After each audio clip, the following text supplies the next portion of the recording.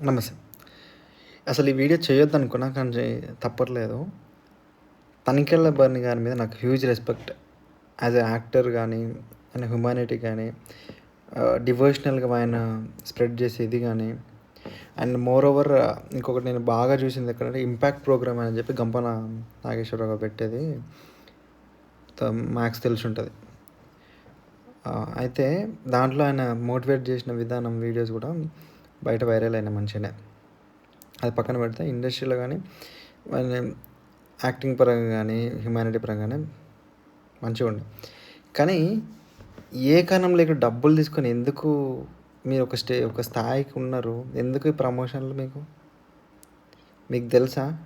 అది ఒక పునర్జన అనే హాస్పిటల్‌లో జెన్యూన్‌గా ఉందని మీకు తెలుసా? అనవసరంగా ఈయన కూడా ఎవరు ఈయన అనిల్ గీల గారు కూడా నేను ఆయనకు మెసేజ్ కూడా పెట్టిన. ఇది మీరు రీచెక్ చేసుకోండి, ఇది కాదు నేను లైవ్‌గా నేను పోయినా, మీకు ప్రూఫ్ కావాలంటే నేను ఇస్తా ప్రూఫ్స్ అని చెప్పిన. ఆయన కూడా మళ్ళీ దాని మీద ఏం రెస్పాండ్ కాలేదు. నాకు అనిల్ యాడ్ అయితే నాకు కనిపించలేదు. రీసెంట్‌గా నేను ఫీడ్‌లో చూస్తుంటే మళ్ళీ ఈ తనికెళ్ళ భరణి గారిదే వస్తుంది. ఎందుకు ఇవన్నీ మీకు? అక్కడ ట్రీట్మెంట్ లేదు, క్రిటికల్ చేస్తున్నామని చెప్తున్నారు కానీ లేదు. నెగెటివ్ కామెంట్స్ అని డిలీట్ చేస్తున్నారు. నేను నా కామెంట్ చూడండి మీరు. గూగుల్‌లో పునర్జన్ కూకట్పల్లి దాంట్లో సతీష్ బోగరం అనే కామెంట్ నాది ఉంటుంది, మీరు చూడండి. కామెంట్స్ డిలీట్ చేస్తున్నారు. దయచేసి అనవసరంగా మీ లవ్డ్ వన్స్‌ని పోగొట్టుకోకండి ప్లీజ్.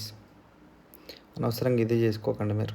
అంతే ఈ డబ్బుల కోసం ఏం చేస్తున్నారో ఏమో మనకు అర్థమైతలేదు కానీ ఏమో అసలు జనాలు మరీ ఎక్కడ ఎవరిని ఏం చేద్దాం అనుకుంటున్నారో ఏమో తెలియట్లేదు కానీ ఈ సోషల్ మీడియా వచ్చినాక మరీ టూ మచ్ అయిపోయింది.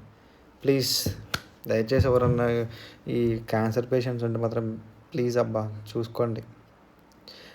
ఆ పెయిన్ నాకు తెలుసు. అనవసరంగా ఇది చేసుకోకండి. ఏదైనా ఉంటే 10 సార్లు 100 సార్లు 1000 సార్లు వెరిఫై చేసుకోండి. ఏదైనా మీరు తీసుకునే ముందు అనవసరంగా ఇది చేసుకోకండి. Thank you. జై హింద్.